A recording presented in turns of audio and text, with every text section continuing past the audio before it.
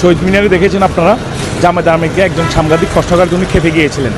আসলে ওই সাংবাদিকের তো কোনো দোষ নেই। জামাতের আমিরের উচিত ছিল এই শহীদ মিনার যাওয়ার আগে তাদের দলের অবস্থানটা ক্লিয়ার করা। ওনারা এর আগে বলেছেন শহীদ মিনার যাওয়াটা নাকি না জায়েজ, তো সে না জায়েজ কাজ উনি আজকে কেন করলেন, উনি ওই প্রশ্নতে উনি খুব রেগে গিয়েছেন। আমরা সবাই খুবই খুশি হতাম যদি ওনারা শহীদ মিনার যাওয়ার আগে ওনারা এই বিষয়টা ক্লিয়ার করতেন।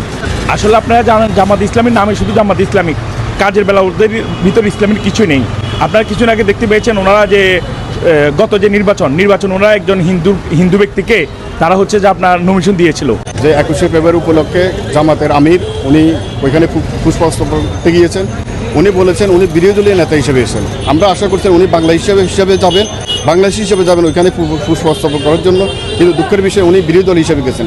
উনি এখনও সেই 71-এর মনোবৃত্তি লালন করতেছেন, এখনও বাংলাদেশে আলো বাতাসে বসবাস করে বাংলাদেশকে এখন ধারণ করতে পারে না।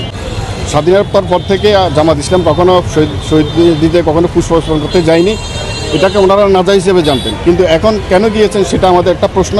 আলাউদ্দিন পাইলট যেমন বিমানের পাইলট নয়, যে বাংলাদেশ জামাতে ইসলামীও কোনো ইসলামী দল নয়।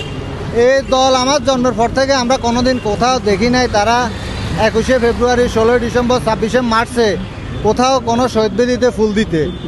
তো প্রথম দেখলাম 21শে ফেব্রুয়ারিতে ফুল দিতে। এরা জায়েজকে নাজায়েজ বানায়, নাজায়েজকে জায়েজ বানায়। এরা ধর্ম